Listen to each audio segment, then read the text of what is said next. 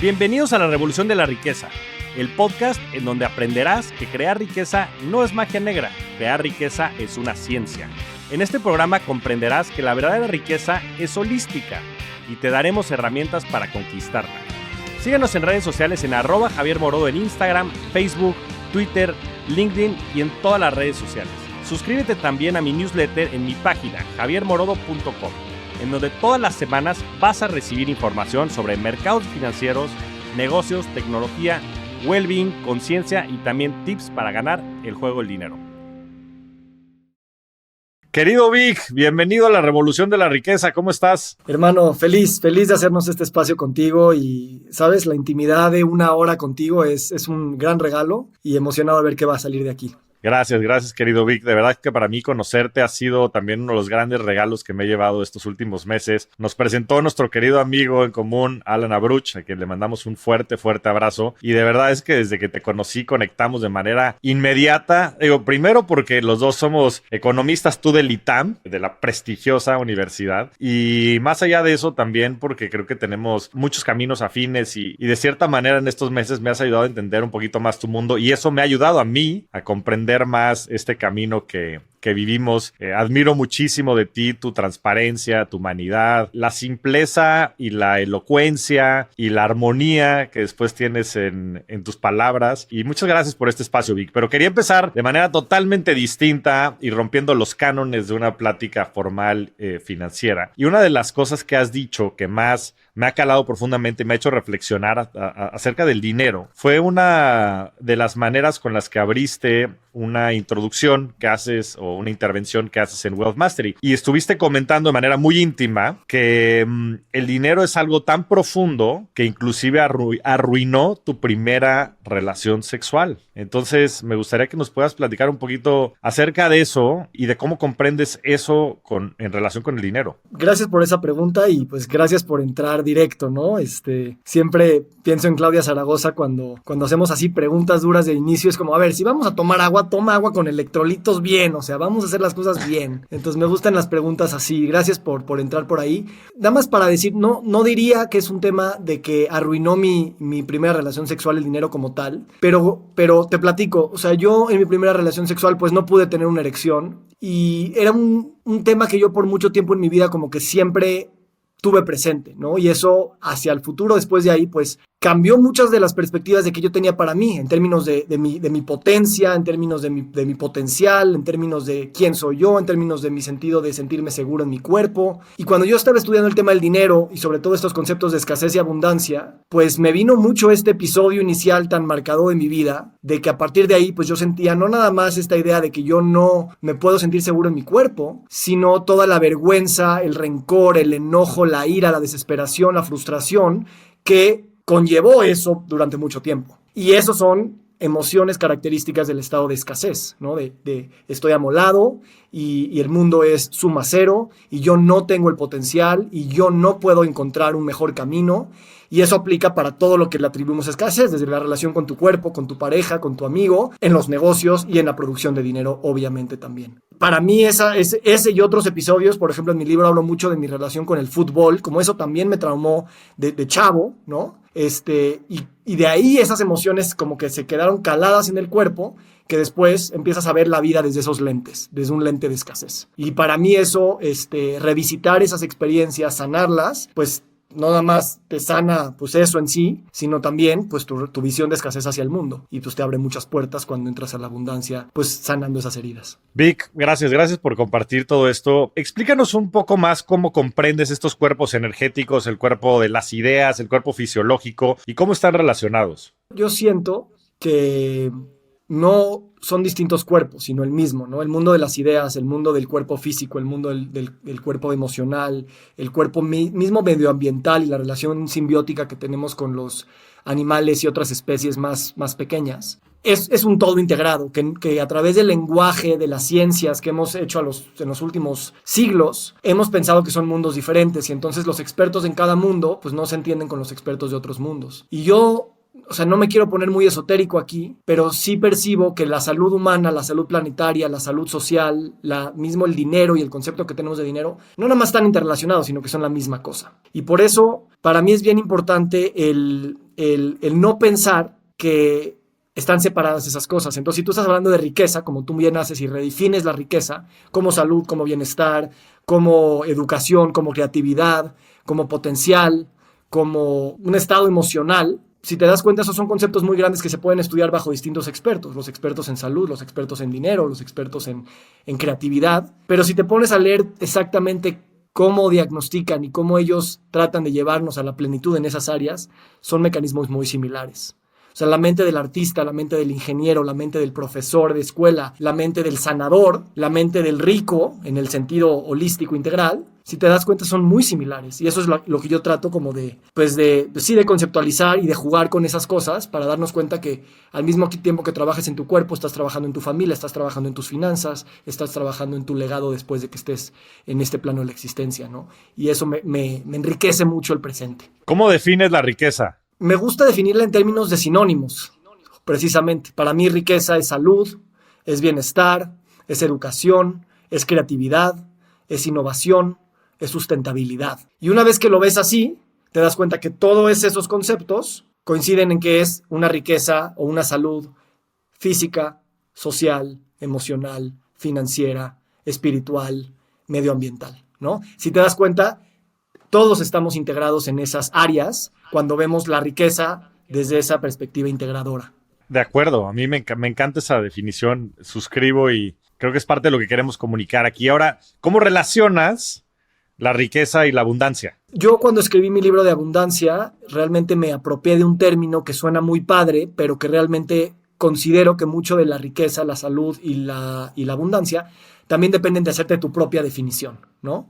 Entonces, me encanta que tú me dices cómo es tu definición, porque esa definición para mí es lo más importante, el proceso que tengo de estar definiendo y redefiniendo esa palabra y llevándola a distintas áreas de mi vida. Para mí, la relación de riqueza y abundancia prácticamente es lineal, en el sentido que es prácticamente un espejo el uno de la otra, porque ambas las entiendo desde una perspectiva amplia e integradora. Y sobre todo en términos de la abundancia o de la riqueza, es la creencia de que yo soy suficiente, la creencia de que hay suficiente en el mundo y la creencia tal vez que reafirme esas cosas de que así son las cosas, porque la escasez tiene las creencias contrarias. No soy suficiente, no hay suficiente y esto no se puede cambiar. Entonces, para mí, esa es mi manera de definirlo. Oye, Vic, me encanta todo esto que dices, pero ¿cómo empiezas a implementarlo? O sea, ¿cómo pasas de la escasez a la abundancia? Yo creo que vivimos en una pesadilla de la escasez. Allá afuera se ve sufrimiento, se ve agonía. La gente piensa que no tenemos lo que necesitamos, piensa que estamos en un mundo polarizado. ¿Cómo le haces para echar a andar todo esto de manera práctica? O sea, decir, bueno, pues sí lo tengo dentro de mí, sí está acá afuera. ¿Cómo ha sido tu experiencia en torno a eso? Mira, yo soy un poco académico y cuando me empecé a dar cuenta que mis traumas de dinero estaban muy arraigados, pues me puse a leer, ¿no? Y realmente encontré este concepto de la escasez y me hizo mucho sentido porque me di cuenta que no era nada más mi relación de que me falta dinero, me falta todo, me falta salud, me falta tiempo, me faltan relaciones, me falta un mejor cuerpo. O sea, era un espejo una cosa de la otra, no nada más me falta dinero. Y me sirvió mucho entender la escasez desde tres perspectivas. Primero, ¿de dónde viene esta idea? Primero, me interesó mucho la biología, ¿no? Porque las neurociencias nos muestran que de alguna manera nuestro cerebro evolucionó para sobrevivir, pero no para prosperar en el sentido integral de lo que es la felicidad y todo. Nuestros abuelitos y tatarabuelitos muy ancestrales, pues ellos estaban enfocando en las cosas que mayor peligro les iban a generar y cómo tenían que prepararse para ello. Entonces, muy metido en nuestra biología y nuestra neuroquímica, pues tenemos estas cosas de que el que sobrevive es el que pronostica mal tiempo, el que pronostica mañana me va a ir de la chingada, y entonces me preparo para eso. Y entonces entender que mi biología estaba muy, muy basada en eso me sirvió mucho. Entenderte que también sientes mucha escasez cuando tienes hambre, cuando tienes sed, cuando estás cansado, cuando tienes trauma.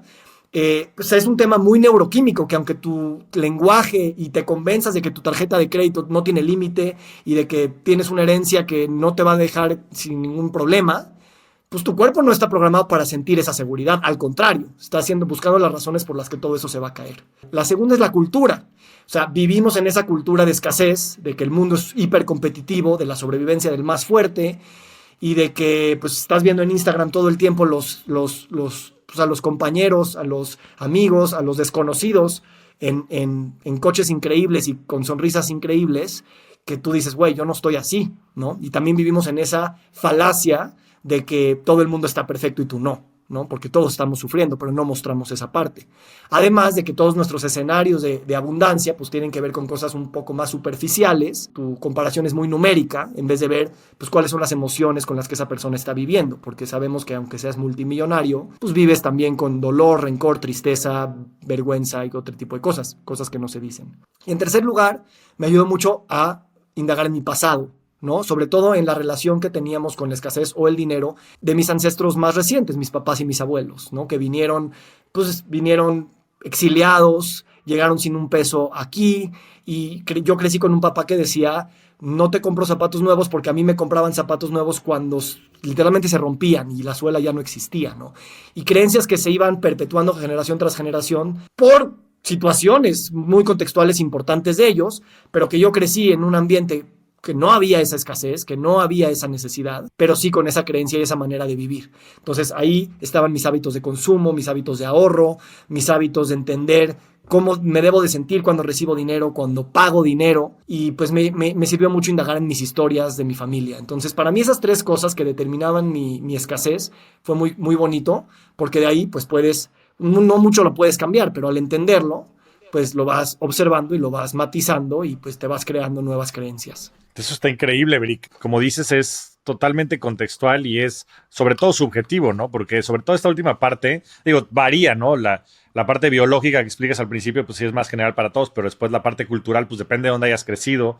Yo veo muchas estas diferencias que hay sobre todo entre México y Estados Unidos y la predominancia en México de la religión católica cristiana, que ven al dinero pues como un castigo, como un tema de vergüenza, de culpa, y predominantemente en Estados Unidos son más bien las culturas o las ramas más protestantes, igual del cristianismo, que como el calvinismo, por ejemplo, que inclusive era una llave para entrar al cielo, y cómo estas dos han hecho que la implementación del dinero pues haya sido totalmente distinta, ¿no? En una, verlo como un tema de vergüenza o de culpa, y en otra, verlo como un tema, y eso cómo ha resultado dentro de las culturas. Y después específicamente también en las familias, ¿no? Es el 99% de las personas, su relación que tienen con el dinero viene predominantemente de la familia nuclear en la que crecieron.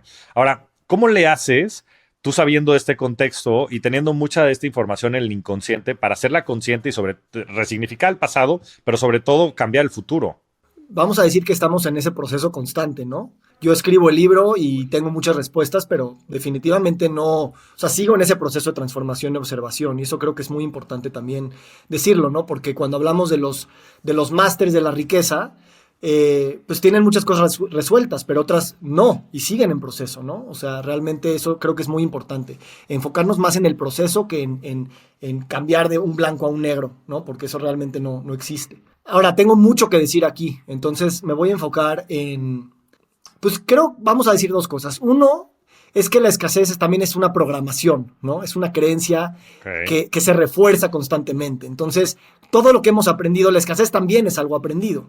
Y así como aprendiste a amarrarte las agujetas a través de la práctica y la repetición hasta que se automatizó, pues yo me di cuenta que los hábitos de escasez en mi cabeza, de cómo veo la vida, pues también eran un aprendizaje que estaba automatizado, que se veía como verdad, que se sentía como verdad, pero también lo aprendí a través de la cultura y del reforzamiento que tuve a lo largo del tiempo. Cada vez que voy a un restaurante y cómo mis papás pagan y cómo yo pago, pues eso refuerza la misma visión de lo que es el dinero y lo que es una transacción en un restaurante, por ejemplo. Pues esto aplica para todo este tema de cómo cambiar tus creencias limitantes, ¿no? Y de cómo primero observarlas y de cómo reaprender una nueva forma de hacer las cosas. Entonces, la abundancia se aprende practicando prácticas de abundancia. Así como quieres aprender a sonreír más, pues la práctica y decirle a tu cerebro constantemente, esta es una normalidad que se puede automatizar, para mí fue un insight muy poderoso. Entonces, yo primero quería hacer conscientemente el esfuerzo de traer a la escasez y mi visión de escasez a mi rutina, pero después quería automatizar para que la abundancia sea también mi default y sea mi inconsciente trabajando de manera abundante y no todo el tiempo forzándolo. Entonces hoy me doy cuenta, por ejemplo, un hábito que yo tengo es cuando tomo agua, cuento, porque me gusta tomar mucha agua para aprovechar que ya estoy encima del vaso, pero también echarme un agradecimiento o echarme algún reconocimiento de que estoy vivo en este presente, por ejemplo, ¿no? Y entonces, pues al principio pues se sentía muy falso, pero ahora es algo más automático. Y obviamente abundancia jala abundancia. Entonces, cuando estás en ese estado de mayor posibilidad y oportunidad y curiosidad y presencia, pues eso se cultiva en todas tus áreas. Un poquito va por ahí el reprogramarme, así como en la escasez, reprogramarme hacia la abundancia con prácticas de abundancia. Cosas chiquitas como verme en el espejo y mandarme un beso, en vez de verme en el espejo y decirme, te ves mal hoy, o eres un idiota, o tienes arrugas, o etcétera, etcétera, ¿no? La otra cosa es el compartir desde un espacio de vulnerabilidad todas estas cosas, ¿no? Que tú y yo hemos hablado mucho de la vulnerabilidad, practicamos mucho la vulnerabilidad, lideramos mucho a través de la vulnerabilidad. Para mí es una manera, la única manera genuina, real y efectiva de liderar, a través de aceptar tus propias dudas, aceptar tus propios temas y compartirlos desde ese lugar de no tengo las respuestas. Y para mí la vulnerabilidad estudié mucho de ese tema, pero no es suficiente, tienes que practicarlo. Entonces, para mí, publicar en el libro lo de la relación sexual, fue un paso muy cabrón, ¿no? Porque, güey, ¿cómo le voy a decir esto al mundo si justo eso es lo que más privado y más escondido tengo, pero al mismo tiempo es lo que más me está también deteniendo, ¿no? Entonces fui desarrollando esta confianza en que vale la pena arriesgarse a decir cosas que todo tu sistema te está diciendo, no lo digas, no lo compartas, porque te estás arriesgando literalmente. Pero luego te das cuenta que no, que todo el mundo está igual que jodido que tú, igual de necesitado de estos espacios de conversación, igual de carentes de respuestas, y que la conexión con la gente es la definición de abundancia. O sea, yo no tenía miedo a quedarme sin comida, no tenía miedo a quedarme sin dinero, tenía miedo a quedarme solo. La vulnerabilidad no solo te sana el pasado, sino que te reconecta, y eso es la abundancia que buscas por eso quieres hacer el trabajo.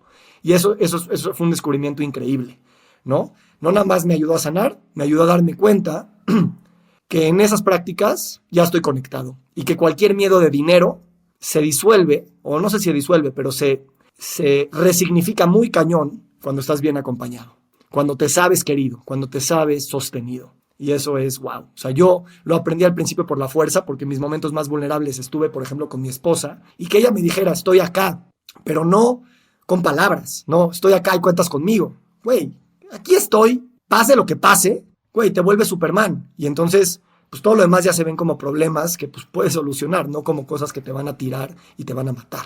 La vida es tan riesgosa que lo único seguro es que nos vamos a morir, ¿no? Y a veces le tenemos tanto miedo a la vida que evitamos vivirla, ¿no? Y no nos damos cuenta de lo efímero que es el tiempo que pasamos en este plano y la gran oportunidad que tenemos también de disfrutarla y de vivirla al máximo. Bueno, y fue increíble conocer a Michelle, tu esposa, ahora en Wealthmaster y poder convivirlos más de cerca. La verdad es que pues es increíble también todo lo que han construido y la transparencia y la honestidad, el camino propio que tiene cada uno de ustedes. La verdad es que de admirarse, mi querido Vic, y le mandamos un gran saludo. El otro tema que quería abordar, que me parece súper relevante, que es algo poco explorado, es el tema de la relación con el dinero. Y creo que ahí hay mucho de lo que escribes también en tu libro, el espiral de la abundancia, que a todos los que puedan también, ahorita a ver si nos dices dónde lo pueden adquirir y demás. Es un librazo, vale mucho la pena leerlo, pero que nos platiques un poquito más de eso, de la relación con el dinero primero, y si quieres después le entramos a las personalidades que tienes en el dinero y que has desarrollado. Es muy padre entrarle a este tema con la curiosidad, ¿no? Es como, ¿qué sientes cuando recibes un SPAY, ¿no? Y te mandan una transferencia en tu cuenta, o cuando recibes un billete o un sobre de billetes, ¿no? ¿Y qué sientes cuando lo dejas ir, cuando mandas una transferencia, cuando pagas la tarjeta de crédito, cuando pierdes un billete? El otro día me salí a correr y se me cayó el billete del short, ya sabes, típico. No sé, no me acuerdo, $20, $50. Y me acordé la primera vez que perdí un billete hace como 5 o 6 años. Me acuerdo que eran 500 pesos. No se me olvida porque no me perdonaba. O sea, güey, no mames, 500 pesos.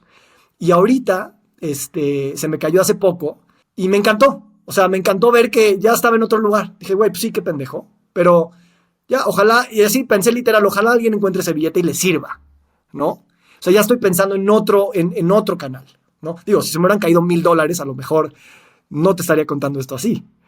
Pero a veces es algo tan básico como analizar ese tipo de emociones con las que estamos viviendo todos los días en términos de las transacciones que estamos haciendo, ¿no? Y entonces mucha gente dice es que el dinero es una energía y ese tipo de cosas, y a mucha gente eso no nos gusta que nos lo digan porque, güey, sí, tú lo dices porque eres millonario, tú lo dices porque lo tienes resuelto, o tú lo dices por cualquier razón, pero jugar con esas posibilidades de que el dinero realmente, si lo pones a ver, es una representación de algo más, como tú muy bien lo hablas en tus talleres, pues hay que ver que ese es algo más que estás representando. Y entonces a veces te das cuenta que ya tienes todo eso y que el dinero te lo está quitando, o al revés. No tienes nada de eso y crees que el dinero te lo va a comprar y ese tipo de cosas. Entonces, la relación con el dinero para mí es un espejo de la relación con tu cuerpo, con tu sexualidad, con otras personas, con Dios, con la muerte, con la incertidumbre, y así con tus hijos. Y entonces está muy padre porque a lo mejor de dinero o no dinero tienes o no más resueltas las cosas, pero detrás de eso pues están otras relaciones que seguramente tienes conflicto, porque nadie tiene resuelto en la relación. La más cañona que yo ahorita tengo es la relación con el tiempo, que esa también es una relación que está súper dañada y súper mediada culturalmente. Entonces, por ahí entrar un poquito al tema de la relación con el dinero se me hace interesante. Oye, increíble. Y yo creo que lo dijiste muy bien. Yo creo que la relación que tenemos con el dinero es un espejo de todas las otras relaciones que tenemos, empezando por nosotros mismos. Y, y es increíble porque muchas veces, bueno, obvio, todo esto es inconsciente, ¿no? Y es fácil hablar de ello en tercera persona, pero después vivirlo es lo que es canijo. Ahora, ¿cómo, cómo comprendiste todo este espectro, ¿no? Y cómo lo pudiste aterrizar, sobre todo en el libro? Haces mención de estas personalidades que hay en torno al dinero y creo que son muy representativas después de las distintas personalidades que existen allá afuera. Exacto. Mira, nada más para complementar el último tema y ahorita vamos a personalidades. O sea, este tema de la relación de que el dinero es un espejo con todas las demás relaciones es súper potente. Yo te invito y los invito a todos los que escuchan a... Por ejemplo, yo me acuerdo una vez que hablamos de la relación con tu mamá, ¿no? Y a veces dicen que la relación con el dinero está muy ligada a cómo es tu relación con tu mamá, ¿no? Porque la mamá es esta persona que te cuida, te nutre, te dice, yo te voy a dar todo lo que necesites, ¿no? Y a veces cuando no tienes una muy buena relación, a veces es no tengo mamá, no tengo dinero, o no tengo dinero es una representación psicológica o psicoanalítica de no tengo mamá, ¿no? Y eso también puede aplicar para el papá. O sea, lo que me refiero es, el dinero es tan rico de metáforas, y no porque sea metafórico, sino porque literalmente es un espejo de muchas otras cosas. Es el medio con el que cuantificamos el valor de la vida. Claro que tiene que estar relacionada con todas las cosas de la vida, desde los recursos naturales que necesitamos para vivir hasta las relaciones humanas que necesitamos para vivir. Entonces eso es muy divertido y bueno, obviamente es confrontativo, pero si llegas con curiosidad está padre. Y las personalidades de dinero lo hacen divertido, por eso a mí me gustaba, porque me puse a investigar y hay arquetipos, ¿no? De cómo nos relacionamos con el dinero. Está el ahorrador compulsivo, ¿no? Yo, por ejemplo, vengo de una familia de ahorradores compulsivos porque crecimos, mis abuelos, mucha escasez. Y para este tipo de personalidad, todo en la vida se trata de ahorrar dinero. O sea, si encuentras algo más barato en otro lugar y que ya habías comprado, te flagelas por días, ¿no? Y siempre tus hobbies tienen que ver con cosas más baratas o casi gratis porque, pues, no voy a gastar dinero en un hobby, ¿no? Y ves esa gente que ahorra, se muere con las cuentas en el banco y nunca aprendió a gastar. Así era mi abuelo. O sea, él hizo dinero, pero nunca se compró nada. Le costaba inclusive invitar a la familia a comer. ¿Sabes? Era como, no. Y para eso era el dinero, ¿no? Por ejemplo. Está el gastador compulsivo, que a veces es como lo contrario, que también por llenar un espacio de escasez, pues cree que lo puede comprar. La vida solo se vive una vez y mi manera de expresar amor y de recibir amor es a través de lo que el dinero puede comprar. Entonces se la pasan gastando y comprando, a veces más allá de sus posibilidades, y tiene un tema de compulsión. Está el trabajador compulsivo, que es este güey que siempre, toda experiencia, todo momento, o sea, ahorita este podcast sería ¿cómo puedo monetizar este podcast para trabajar o para hacer una idea con Javier y conquistar el mundo, ¿no? O sea, y es esta gente que no se toma el fin de semana y luego 30 años después se da cuenta que sus hijos son extraños, ¿no? El indiferente al dinero o el hippie también tiene que ver a veces con lo que tú decías de las religiones, ¿no? Está otra personalidad que es el adicto a la pobreza. El adicto a la pobreza es porque tu religión te dice que si tú valoras los bienes materiales, eres un pecador.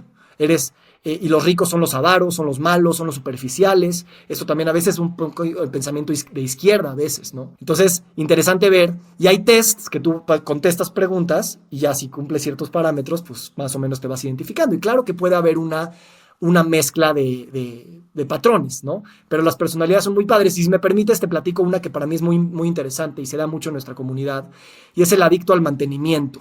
O sea, el adicto al mantenimiento es esta persona que, a ver, todo está bien, o sea, tengo mi trabajo, tengo mi familia, todo funciona, sí trabajo mucho, pero yo tengo sueños que no me voy a arriesgar porque no quiero que nada se caiga y soy adicto a mantener las cosas como están. Entonces, sí sobrevives, sí eres relativamente estable, pero la chispa de la vida, la exploración, la curiosidad, el cumplir tus sueños, siempre le tienes mucho miedo. Y entonces, pues así es la vida y te quedas siempre con el sueño de yo siempre quise hacer eso, pero por mis hijos, pero por esto no lo hice y así se queda, ¿no?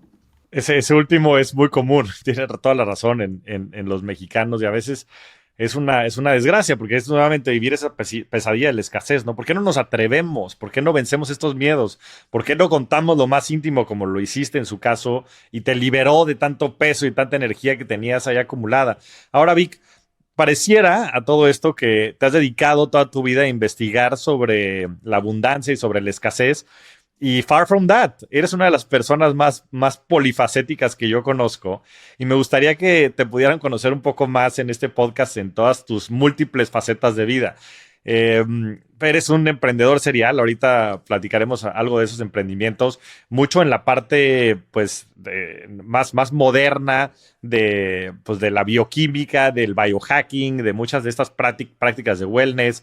Entre otras cosas, fundaste la Asociación Interdisciplinaria de Medicina y Estilo de Vida. Hay un congreso increíble que haces todos los años en Valle Bravo. En fin, lo primero que me gustaría preguntarte es, ¿cómo le haces para que todas estas múltiples facetas de tu vida converjan? Es muy buena tu pregunta y te la agradezco porque para mí es importante hacerme esta pregunta constantemente porque siempre es un proceso. Ahorita, como dices, ¿cómo llegué a esto? Yo estudié economía y por cuestiones más del... Mi papá bueno, es dentista y era investigador y le llegaron algunos artículos sobre células madre de los dientes. Y entonces vimos que se podían guardar estas células madre en bancos de criogenia, o sea, de muy, muy baja temperatura y podría utilizar en el futuro. Entonces, pues ya me fui a la parte empresarial. Yo siempre me pensé como, pues sí, un posible empresario. Y pues fundé la empresa, pero siempre me quedé con esta idea. Yo siempre quise estudiar filosofía y letras y mi papá me dijo, no, porque ahí no hay lana y bueno, pues ya me fui por el camino de ser empresario. Así, cuando fue mi maestría, dije, esta sí me la voy a dar por placer, porque me gusta estudiar. Y estudié una maestría interdisciplinaria en pensamiento social, que es una mezcla de psicología con antropología, con filosofía, con sociología. Y realmente lo hice por gusto, no porque lo iba a aplicar en algún lugar de los negocios. Igual mi doctorado, que es en filosofía. Y lo digo esto porque siempre en mi cabeza lo separaba. Es como, gano dinero por acá, estudio por acá porque es como literalmente mi hobby. La gran sorpresa, y esto es lo más bello que yo me doy cuenta, el mundo todo está interconectado. Entonces realmente cuando nosotros pensamos que estamos dedicándonos a una cosa, si tienes un lente suficientemente amplio, esa cosa está muy relacionada con otras cosas también. Que con esto empecé el podcast, ¿no? Como estas áreas de interconexión. Entonces, mientras más entro con conciencia a cualquier tema que me da curiosidad, me doy cuenta que está hiperligado a los demás temas. Ahorita estoy escribiendo un libro de cáncer y tú dirías, puta, va a hablar de, no sé, terapias, comida vegana, quimioterapia, espiritualidad. Y pues sí, pero también estoy hablando de sociología, también estoy hablando de la muerte, también estoy hablando de la industria farmacéutica, también estoy hablando de abundancia, escasez y dinero, y estoy hablando de cáncer, ¿no?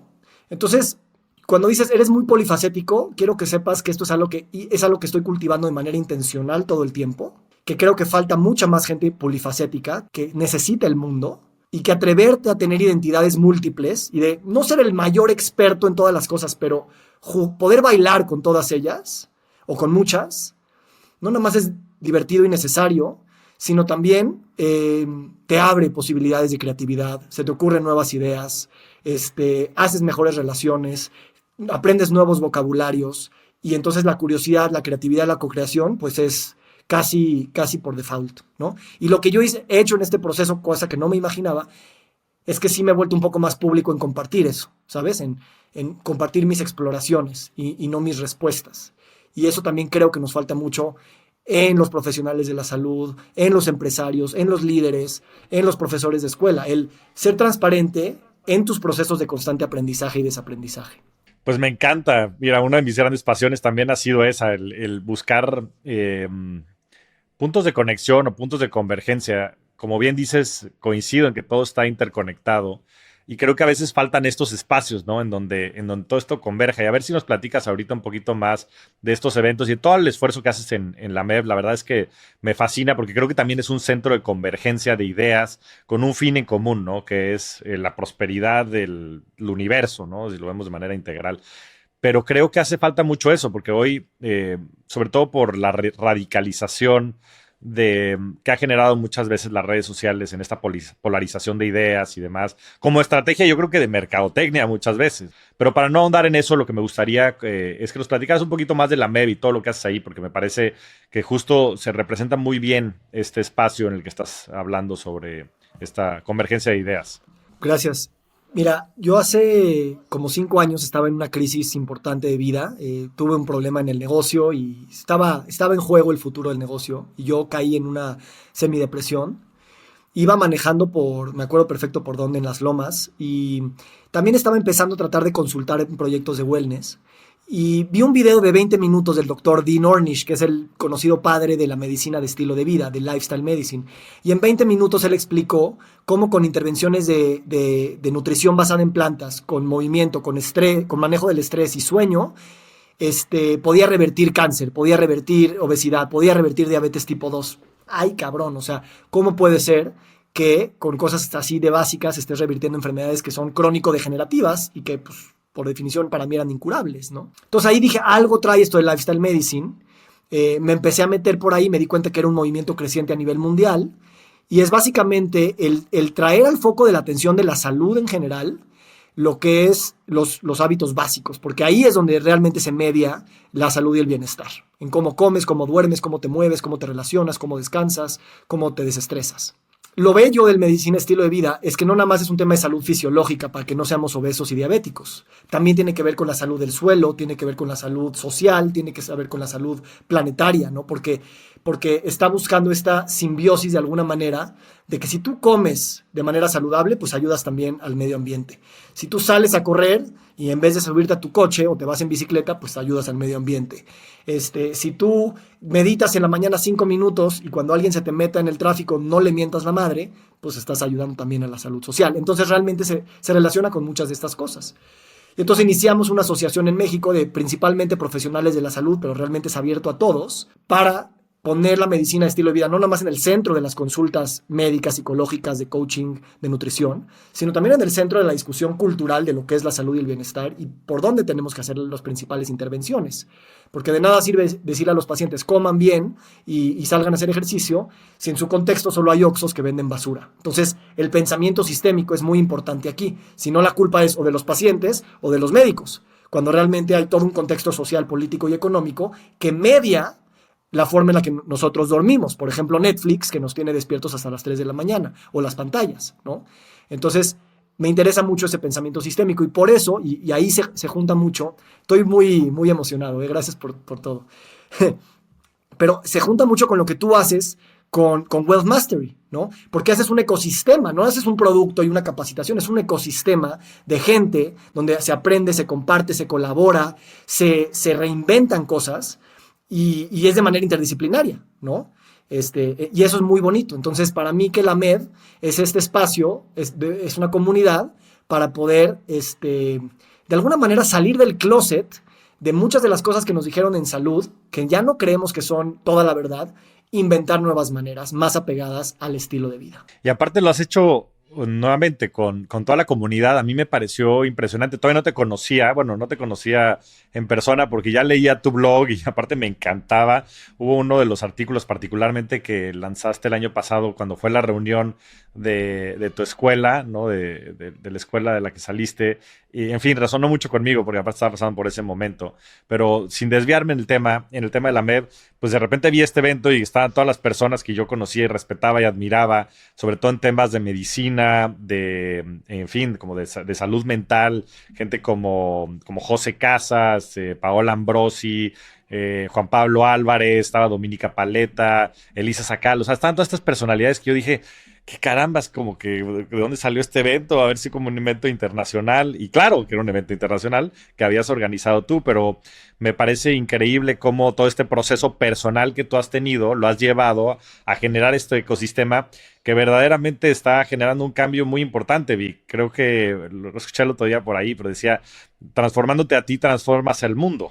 Y es increíble la generosidad que has tenido, querido amigo, para poder compartir este proceso que tú has vivido y que ha inspirado a que se hayan generado estos puntos de encuentro.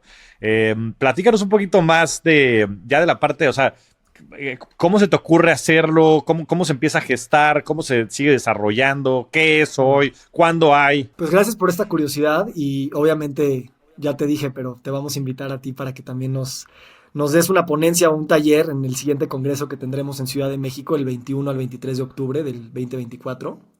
Es el primer congreso que hacemos en Ciudad de México y realmente tuvimos, o sea, lo bonito de este movimiento es que también nos inspiramos mucho en cómo se está llevando en otros lugares del mundo, en el sentido de que eh, o sea, normalmente están basadas en asociaciones como sin fines de lucro que agrupan a estas personas que tienen este interés común y a través de certificaciones, capacitaciones, y obviamente congresos y pues espacios donde la comunidad pueda conocerse y colaborar, pues crecer este movimiento y tener impacto no nada más en las profesiones de la salud, sino también en la economía, en la educación, en la política, que eso a final de cuentas va a mover también la aguja de una manera importante.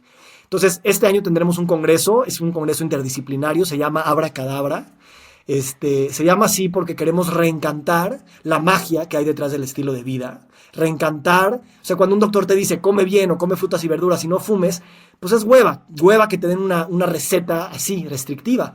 Pero, o sea, comer saludablemente y no fumar y moverte y abrazar a tu gente es lo más mágico que hay. Entonces queremos como jugar con ese concepto de la magia y la alquimia. Y vienen conferencistas internacionales y nacionales y algo que se ha...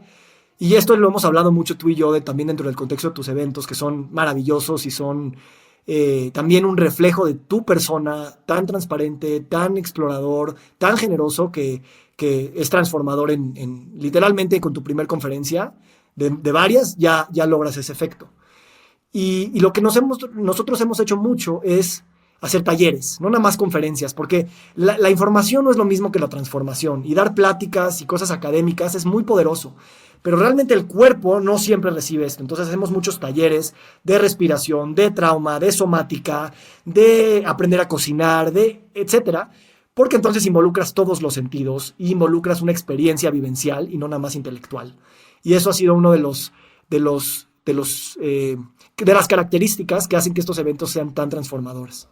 Pues va a ser un honor para mí participar y me encanta el redefinir la riqueza también en estos círculos, ¿no? En donde a veces parece, como decías, que son polos opuestos, ¿no? Y quería preguntarte eso, o sea, ¿cómo comprendes tú el dinero y cómo lo has ido integrando para que sea también parte de este concepto más amplio pues sí, de abundancia? Mira, si tú te imaginas ser millonario, y estoy pensando en la gente que nos están escuchando, o sea, imagínate que eres millonario, ¿no? ¿Y qué te imaginas haciendo siendo millonario? Pues te imaginas despertándote un poquito más tarde, te imaginas pues desayunando rico, sano, te imaginas a lo mejor jugando tenis o golf o esquiando o lo que sea.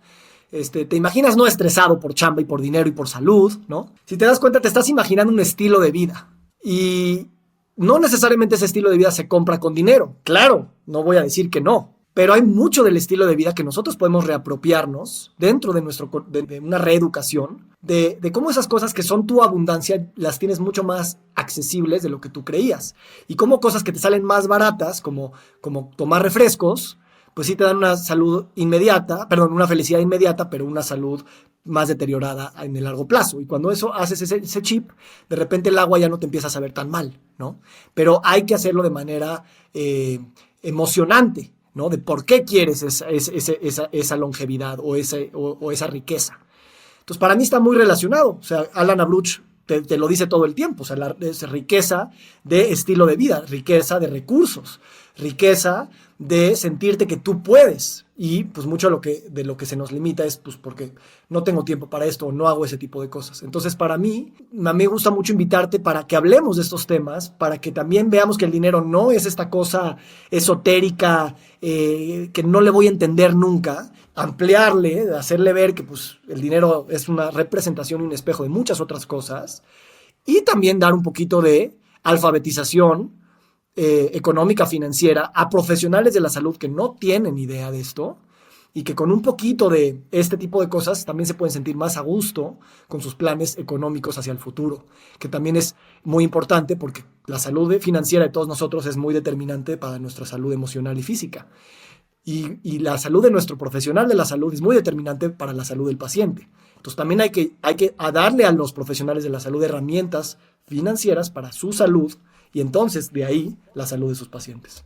Y es una redefinición también del estilo de vida, ¿no? Creo que también es lo que estás haciendo. Fíjate que ahora que estás hablando, me llega a la mente, pues, muchas de estas revistas, ya sabes, de ultra lujo, que es lo que reflejan ese estilo de vida, ¿no? Y muchas veces lo relacionamos con cosas estéticas, pero la realidad es que es mucho más profundo que eso. Tiene que ver con tu salud física, con tu salud emocional. Tiene que ver con todas las cosas que no se ven y que no se pueden medir y que no se pueden observar a través del lente modificado y perfeccionado de Instagram, ¿no? Y es mucho más profundo el tema del estilo de vida de lo que muchas veces lo comprendemos. Y ahí hay muchísima redefinición, porque yo creo que muchas veces justo nos alienamos, pues no nada más del dinero, sino de estos otros objetos que parecieran de lujo, cuando el verdadero lujo es tener esa salud física, emocional, mental, espiritual, que nos ayuden a llegar ahí. Y una cosa que me ha cautivado de ti, Vic, pues es tú verdaderamente eres un filósofo y qué bueno que hayas podido reconciliar estas dos y ver que también detrás de la filosofía hay dinero. Eh, ¿Cómo comprendes tú la filosofía? Y me gustaría, o sea, me encantó, no me habías contado de este libro que estás escribiendo sobre el cáncer, pero me gustaría preguntarte, ¿cuál es el proyecto que más te apasiona de los que traes ahorita en la mesa? Si me permites, también dejo pendiente esta pregunta, porque Dale. bien, porque quiero apuntar algo, ¿no? Ahorita que decías de redefinir el estilo de vida y el lujo, ¿qué es el lujo, no? A ver, yo cuando iba al psicólogo, bueno, todavía voy, pero con otra psicóloga, me decía, tú a lo que le tienes miedo es al estado emocional, no a la situación, no a lo que, o sea, sino cómo te vas a sentir. También cuando ves los yates y las cadenas de oro de los millonarios, pues no es tanto la cadena de oro, es cómo crees que se siente esa persona, el estado emocional, ¿no? Ahorita, por ejemplo, antes de empezar a grabar, también por eso te pedí que quería ir al baño, porque quería como hacer un shaking, porque me mandaron un mensaje de que un ex empleado de la empresa se fue hace 2 semanas y se robó nuestra base de datos y estaba contactando a nuestros clientes y cosas así feas, ¿no? Entonces, literalmente, luego se me prende el botón de, hija. Y entonces esta conversación a mí me ayuda a ver, a lo que le tengo miedo es al estado, ¿no? De cómo me va a poner esta situación. Igual puedo atender esta situación desde un estado diferente al que yo me imagino que va a suceder. Es igual cuando le tienes miedo a una conversación, ¿no? Entonces, la riqueza realmente es esa, es el estado emocional en el que estamos viviendo. Y entonces, para mí eso es bien bonito que lo podamos redefinir desde muchas perspectivas, porque si tu único patrón para medir eso es el dinero, entonces claramente estás perdido. Pero si tú ves que tus experiencias emocionales dependen de otros factores, pues tu riqueza está ahí todo el tiempo. Y no paradójicamente, sino muy lógicamente, cuando estás bien, cuando estás en esos estados, es más fácil que te pongas creativo, mejores relaciones, más fácil hacer dinero. El otro tema, y eso también tiene que ver con el dinero, pensamos que el dinero está en la cosa y no en la experiencia. Y eso es algo que también afortunadamente cada vez se habla más, pues sí, también te das cuenta que quieres dinero para las experiencias. Y entonces también nos vamos desconectando, o por lo menos viendo con más escepticismo, el materialismo rampante y superficial al que estamos expuestos de manera inconsciente y que seguimos de manera inconsciente. Entonces, nada más quería decir eso. No, gracias, Vic. Gracias por puntualizarlo. A ver, platícanos. No, pues increíble. Gracias. Dijiste una cosa que me vibró internamente muy profundo, que es este tema de la verdadera riqueza es tener esa plenitud en ese estado emocional, ¿no? Porque a partir de ahí se crea todo lo demás. O sea, eso es lo que define tu experiencia humana. Increíble. Pero bueno, ahora sí, Vic, ¿cuál es el proyecto que tienes cocinándote que más te entusiasme hacia adelante? Mira, la verdad me siento muy afortunado y lo comparto desde un lugar de abundancia, porque también a veces las personas que somos afortunadas, y yo también soy afortunado, no por mi propio mérito, por suerte, por el lugar en el que nací, por el color de mi piel, por muchas cosas. Entonces, sin sentirme culpable y con sentido de merecimiento, lo celebro y lo comparto, porque a veces también los que tenemos abundancia, por miedo o por no llamar la atención a lo güey, no queremos compartir también que pues, estamos bien, ¿no? Entonces, gracias por preguntarlo. Y soy muy afortunado porque sí tengo varios proyectos que me emocionan. Tenemos un retiro de hombres, por ejemplo, que se llama Hermandad, que ha sido para mí una sorpresa impresionante. El otro día, este mes no fue muy bueno para mí por muchas razones. Y literal, me estaba imaginando el otro día el llegar a esa primera reunión de Hermandad y poder soltar todas estas preocupaciones y cosas que traigo encima, literalmente en este contenedor tan hermoso de hombres, ¿no? Que se hace cada año. Pero te voy a decir muy sincero, lo que más me gusta hacer, y ya lo digo en voz alta porque me costó mucho trabajo decirlo y creérmelo, es para mí escribir, ¿sabes? O sea, la identidad que más me emociona es verme como un escritor. Y entonces hoy más que nunca lo digo y ya, o sea, no importa si ganas el premio Nobel o si te leen nada más tu mamá y Javier Morodo, no importa. Está bien, porque esa es mi mayor pasión. Entonces sí es intensiva en tiempo, pero también para mí es el espejo para estar observando todo lo demás de la vida. Y ahí es donde canalizo, trabajo, sano, espejeo, comparto, analizo. Entonces, para mí como proyecto de vida, porque no es un proyecto específico, aunque estoy muy orgulloso que voy a lanzar mi tercer libro el próximo mes, que es una compilación de mis ensayos. Eso es lo que más me emociona y gracias por preguntarlo. Porque también es como una actividad estéril, es como escritor, güey, no manches, ¿de quién va a vivir de eso? Bueno, no sé si voy a vivir o no de eso, pero pues es la identidad que ahorita es la que más me gusta. Increíble, aparte tienes un gran don, tienes un grandísimo don. Yo le recomiendo mucho a la gente que se inscriba en tu blog, la verdad es que es una belleza, victorsadia.com y que vayan al Congreso de Hermandad. Ahí tengo mucha gente que fue al primero, lo hace con Nirdosh, entre otras personas. En fin, ahorita a ver si platicas un poquito más y sobre todo a ver si das los links para que puedan registrarse los que quieran, pues a todo, a tu página, a lo de Hermandad, a lo de Abracadabra. La verdad es que vale mucho la pena. Compartimos mucho en la comunidad, mucha de la gente que viene a los eventos de Webmaster y también es gente que está en tus comunidades y pues esa simbiosis de la cual hablas, ¿no? Yo creo que todo converge y aquí es un mundo de ideas y te felicito también por saber y reconocer y entusiasmarte por esta faceta que tienes como escritor, no nada más porque tienes un don, que claramente lo tienes, sino porque te apasiona, porque tenemos que celebrar más también lo que nos hace sentir más vivos y por eso enhorabuena. ¿Pero dónde te pueden encontrar, Vic? También en redes sociales, bueno, por supuesto tu podcast, Volver al Futuro, que es increíble, todos los lugares en donde te pueden encontrar, Vic. Bueno, primero, gracias por tu generosidad, porque eso es algo que yo desde el día 1 lo vi, o sea, es como ven acá, esta es mi familia, esta es mi comunidad, estos son mis amigos y ven y compártenos tu ser, tus productos, lo que quieras. Y eso lo veo desde un lugar muy genuino, que no siempre es así, no es una reciprocidad que tú estás dando, a ver, él me regaló esto, entonces yo le dejo esto, no, de tu lado es una generosidad que se siente así y por eso, o sea, cuenta conmigo para siempre, porque no es un intercambio, sino es yo generosamente te doy, sin esperar, y tú generosamente me das sin esperar. Y ahí hay una cosa muy, muy, muy bonita. Entonces, gracias, hermano.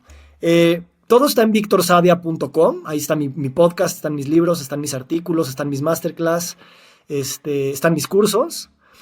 Y el podcast se llama Volver al Futuro, está en todas las plataformas. Y hay otro podcast que se llama El Cuaderno, de Víctor Sadia, que es la versión en audio de mis artículos. Esa es el congreso. Es Congreso AMED con doble M de México.com y hermandad.one es el de la hermandad, que es un espacio exclusivo de hombres para hombres. Y nada más déjame decir una cosa más. Sí, porque claro. está relacionado al tema de la abundancia. Y tú dices que yo tengo un don para escribir, ¿no? Y esa es una palabra problemática. Y yo la investigué y en mi libro hay un capítulo de esto, ¿no? Porque en nuestra cultura hay lo que le llaman el sesgo de naturalidad, ¿no? De que vemos a las personas logrando cosas increíbles. Michael Phelps ganando 9 medallas de oro, pero no vemos toda la vida de entrenamientos a las 4 de la mañana que se chutó. De repente apareció en el podio, ¿no? Y entonces en nuestra cabeza, no, ese es un fenómeno, es un don, es un talento natural, y entonces literalmente nos excluimos de esa posibilidad porque es como, pues ese güey nació con ese gen, ¿no? Y igual con el dinero, ese güey nació con esa familia, nació con ese color de piel, nació con ese apellido, nació con esa herencia. Entonces tú estás separándote de esa posibilidad. Claro que hay cosas innatas, pero pensar que es blanco y negro, nos estamos enajenando de la posibilidad de que esas personas se están chingando, nada más que tú estás viendo nada más el resultado final. Y por eso cuando oyes que tú tienes un don o decir que alguien tiene un don, siempre hay que hacerlo con mucho matiz, porque todos lo podemos hacer. Y eso es bien importante. Y no nada más en lograr cosas, sino simplemente en todos podemos sentirnos abundantes. También es una habilidad que se gana, se trabaja, se practica. Eso es un secreto de la abundancia. No es te lo regalaron o te lo ganaste con una cuenta bancaria. Es una manera de vivir que te ganas todos los días a cada segundo. Me encanta, Vic, porque también hay que resignificar los dones. Y pues muchas de estas cosas totalmente, ¿no? Son totalmente meritocráticas y dejar de verlas con esos lentes, ¿no? A veces de soberbia o de juicio. Y me gustaría hacer doble clic en el tema de hermandad, ¿no? Porque ahorita que escuché esto de hombres para hombres, me encanta, pero sé que puede ser ahorita mal comprendido porque podría parecer algo hasta misógino, pero creo que ahorita, y creo que tú eres la persona perfecta para poderlo explicar, creo que ahorita pues hay un pendulazo natural con todo el tema del feminismo que ha habido como respuesta, pues me parece muy válida a pues una circunstancia muy particular que estamos pasando pues en muchos de los países de América Latina y de habla hispana, pues en donde las condiciones de las mujeres pues han sido claramente distintas a las de los hombres. Pero creo que han sido vistas a través de un lente de la masculinidad primitiva, ¿no? De un bajo nivel de conciencia. Y hoy, pues yo que soy padre de un niño que tiene 8 años y demás, pues pareciera que inclusive se han volteado las monedas, ¿no? Y que hoy los hombres tienen pues menos posibilidades, menos oportunidades y más estigmas alrededor de eso. Y lo que me encanta de Hermandad es que están planteando esta masculinidad, pero desde un punto de vista de un mayor nivel de conciencia y de una madurez distinta, ¿no? Un espacio de conexión de hombres para hombres, pero en el que también se puedan expresar los sentimientos. También nosotros hemos cargado con muchas maldiciones por múltiples generaciones en donde a los hombres nos han enseñado a retener el amor como un mecanismo de control. Y eso lo que nos ha impedido es a poder mostrar nuestros sentimientos, nuestras emociones y entonces pues a vivir con ellas de manera perpetua, ¿no? En una jaula que nos ha hecho y nos ha causado muchísimo sufrimiento también a nosotros como seres humanos, ¿no? Entonces, me gustaría que nos pudieras platicar un poquito de pues sí, de este esfuerzo y de todo el racional que hay detrás del mismo. Esto me lo dijo Fabián Ibarra, que es un cuate que es participante de Hermandad, y me lo dijo muy bien. Me dijo, a ver, o sea, las mujeres llevan redefiniendo su lugar pues en las últimas décadas, precisamente por todo este sistema misógino y patriarcal en el que pues por milenios hemos vivido, ¿no?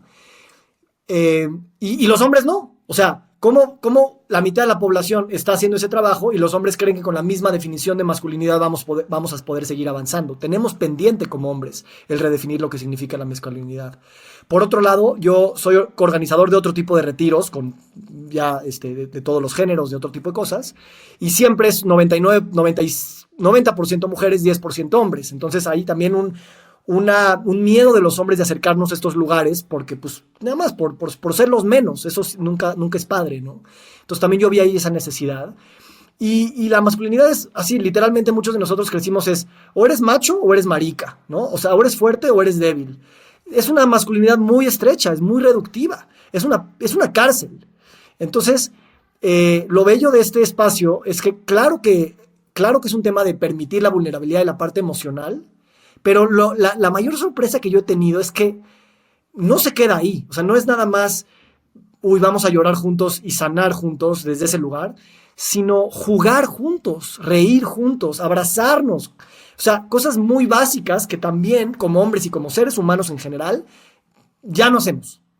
Entonces, para mí eso ha sido una sorpresa muy bonita, que abres este canal, la hermandad inicia en el segundo 1 y ya después te la pasas bien.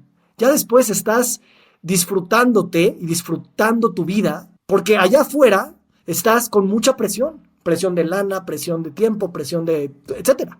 Y entonces no podemos reconectar ni con el niño interior, ni con el yo divertido, güey, más allá del alcohol y más allá de un jueves de destape, ¿no? Y entonces cuando te reconectas con esa naturaleza tan real, pero tan reprimida, pues ahí estaba, güey. Y entonces pues literalmente es transformacional, porque te das cuenta, sí, soy eso, también soy eso, y se me había olvidado, porque llevo 20 años en esta caja de empresario, o de hombre, o de papá, o de lo que sea, y pues no me late. O sea, sí me late, porque no voy a dejar mis responsabilidades, pero también soy esto, ¿no? Y entonces ha sido una sorpresa bien bonita esa parte pues sí, literalmente es personas ahí que como hombres nos sostenemos de alguna manera más fácil en este contexto. Pero literalmente la energía femenina está muy presente y es muy necesaria, así como la energía masculina sana, de agresividad, de fuerza, de exploración, de subir la montaña más alta. O sea, somos muy físicos también. Y también no tenemos contextos. Nos mandan a clases de yoga de nada más respirar y a clases de spinning.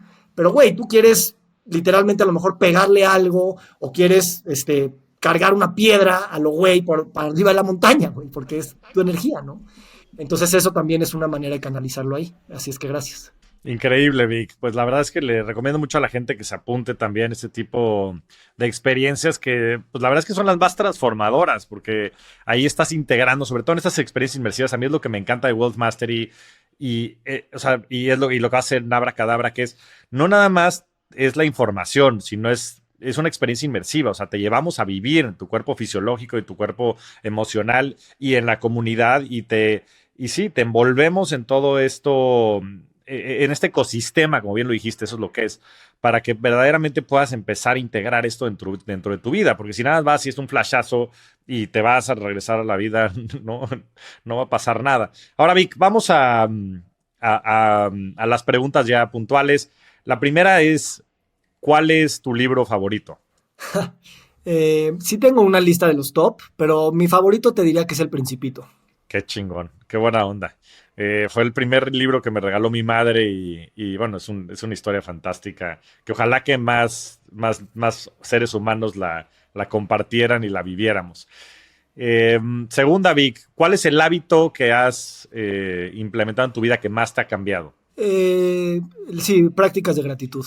¿Y qué prácticas de gratitud haces? Desde meditar y respirar hasta visualizar, hasta escribir en mi cuaderno. Cuando estoy en momentos difíciles y me acuerdo, o sea, de milagro me acuerdo que, güey, estás en el modo escasez y nada más con agradecimiento cambia la mitad de la situación, le entro. Entonces, pues realmente el punto nada más aquí es sentir el agradecimiento, no nada más decir gracias, sino sentir el gracias. Sí. ¿Y alguna práctica que le pudiera recomendar a la gente que lo quiere empezar a implementar? Algo así que te haya ayudado al principio para poderlo empezar a internalizar. Sí, en mi caso sí fue comprarme un cuadernito chiquito y forzarme a escribir gracias todas las noches, o sea, literalmente antes de dormirme. Eran días malos y así. Y también empecé con una meditación rápida de Tony Robbins, que también te hace sentir agradecimiento, sus respiraciones rápidas y literal yo era como, güey, qué pendejada, ¿cómo voy a hacer esto? Pero me forcé a hacerlo durante un periodo y literalmente eso cambió mi vida, eso así la cambió. Sí, bueno, ahorita hablando de Tony Robbins, tienes un grandísimo blog post que me compartiste también de Tony Robbins, que en fin, búsquenlo. La verdad es que les va a gustar, espero, por lo menos les va a dar una perspectiva distinta. Vic, portafolio de inversiones, ¿cómo se ven tus inversiones de manera general, porcentualmente? A raíz de un taller contigo, estamos como revaluando algunas cosas, pero nos sirvió mucho tu taller, sobre todo, yo lo comenté contigo, el ir en pareja. Ojalá algún día podamos hacer algo así. Es muy importante para mí, las finanzas son siempre muy compartidas, o sea, y no en el sentido de que te tengas que compartir el dinero y decir todo, pero las fuerzas y las energías del dinero pues están siempre rebotándose entre las parejas, ¿no? Entonces, el poder tocar cualquier tema, tanto de aprendizaje de lo que son los CETES y los bitcoins, hasta temas emocionales de cómo en su familia tu pareja se traumó y cómo en la tuya tú, es importante. Mi portafolio ahorita está casi todo en CETES. Tengo algo de cripto y tengo también algo de una inversión inmobiliaria en una constructora en Monterrey. Eso. Muy bien, mi Vic. Pues ha cambiado del Wealth Mastery para acá. Me da gusto que hayan tomado acción. Y como dices, yo creo que es bien importante sobre todo platicarlo. Porque muchas de estas fuerzas que son invisibles se disipan, ¿no? Al igual que el momento en el que tú pudiste empezar a liberar muchos de los traumas y de los esqueletos que traías ahí en el closet, pues te vas liberando y te vas aligerando y eso hace que sea más disfrutable el camino. Vic, por último, ¿cuál ha sido tu mejor inversión? Y esto lo digo en el aspecto más amplio de la palabra. No sé si caracterizarla como inversión, pero lo que se me vino a la cabeza es pues estar con mi esposa. Yo la conozco desde los 3 años. Ha sido más un tema como muy inconsciente y muy de suerte, tenemos una historia muy hermosa, así, casi como de película de Hollywood. Este, pero más allá de eso, el tiempo y las emociones y las conversaciones que he invertido con ella, pues han sido las que más profundo me han hecho sentirme vivo y presente en esta aventura contradictoria y paradójica de este planeta. Pues mira, Vic, la verdad es que creo que probablemente sea la decisión más importante que tenemos, con quién vamos a compartir la vida. O sea, no hay nada que vaya a tener un efecto más importante que eso. Entonces creo que en ese sentido es una respuesta muy atinada. Aparte, tu esposa y tú, además de que hacen una bellísima pareja, también el poderla conocer a ella, me ayuda a conocerte más a ti y viceversa. Ha sido una verdadera aventura conocerte en estos últimos meses, que pareciera que nos conocemos toda la vida y al igual que me dices y me agradeces por hacer las cosas de manera desinteresada, tú has hecho lo mismo. Desde el primer día, desde la primera llamada, ya estabas apuntado para inclusive cancelar viajes y poder participar en el primer World Master y después estuviste en el segundo World Master y con todo y que al día siguiente volabas a Qatar. Entonces, Vic, te agradezco muchísimo tu generosidad y como diría un gran amigo también, el mundo también lo agradece porque a través de tu proceso y a través de tus acciones también estás poniendo tu granito de arena para cambiar a este bellísimo planeta en el que vivimos, querido amigo. Te mando un fuerte abrazo. Gracias. Cuando tú dijiste tus planes en el World Mastery, me acuerdo perfecto, dijiste que uno de tus planes de este trimestre era que tus hijos se duerman a su hora, ¿no? Y Michelle empezó a aplaudir así durísimo. Déjame decirte que yo te vi también en redes sociales antes de que nos presentaran, me encantó tu proyecto, me encantó cómo lo estabas haciendo de manera integral y así como que inconscientemente dije, me encantaría pertenecer a eso, ¿no? Pero energéticamente y también un poco racionalmente, ¿no? De posicionarme en un lugar así como el tuyo. Y lo más bello, no solamente es que soy parte de esa comunidad y me siento muy cañón parte de esa comunidad, sino que me hice un gran amigo tuyo. O sea, y eso es un regalo que no nada más me invitaste a ser parte de la comunidad, me siento que eres mi hermano y eso, pues me encanta la idea. Yo también, güey, te conozco, sí te conozco de esta y de muchas otras vidas. Te agradezco y te reconozco tu belleza integral, tu riqueza integral, y para mí va a ser una gran aventura seguir caminando juntos. Gracias, querido amigo. Ahora sí que haciendo camino al andar. Muchas gracias, mi querido Vic. Disfruta mucho la conversación. Te mando un fuertísimo abrazo, amigo. Te quiero, hermano. Gracias, igualmente. Muchas gracias por escuchar. Nos vemos todas las semanas en este espacio. Suscríbete al podcast en todas las plataformas de audio y no te pierdas los nuevos episodios todas las semanas. Ayúdanos a compartir el podcast y generar más riqueza. Esa es chamba de todos. Yo soy Javier Morodo. Búscame en redes sociales como @JavierMorodo, en mi página de internet javiermorodo.com y suscríbete a mi newsletter, La Inversión de la Semana, para recibir todas las semanas las mejores opciones de inversión. Agradecimientos especiales a todo el equipo de producción. La Revolución de la Riqueza es una producción de Sonoro.